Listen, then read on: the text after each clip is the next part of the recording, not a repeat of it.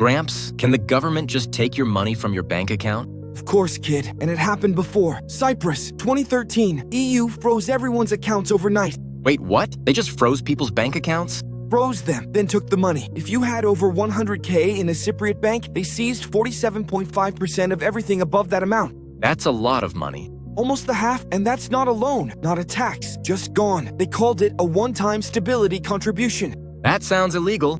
Completely legal. Cyprus banks were failing. EU said take depositor money, or the whole system collapses. So people just woke up and half their savings were gone? Exactly. Businesses couldn't pay employees. Retirees lost everything. Decades of savings disappeared overnight. But Cyprus is in the EU. It's supposed to be safe. That's what everyone thought. Deposit insurance, European banking stability. None of that matters when they declare an emergency. What about the wealthy people? They knew it was coming, moved their money to Switzerland and London weeks before the freeze. Wait, they knew?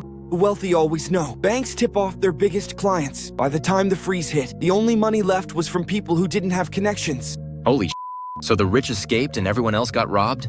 People who lost everything were the ones who believed European banks were safe. 100K deposit insurance meant nothing. Over that limit, government takes half. Can they do that in other countries? They set the precedent. Cyprus was an EU member, NATO country, supposedly first world banking. If they can do it there, they can do it anywhere. Has this happened anywhere else? Greece froze accounts. Argentina seized dollar deposits and converted them to pesos at half the value. It happens more than people think. There's gotta be way more to protecting assets from this kind of thing. Way more. Offshore accounts, asset protection trusts, physical gold storage, crypto custody, how to structure assets so governments can't touch them. I documented all the strategies in the Wealth Protection Playbook. Link in bio. Probably getting taken down soon, though.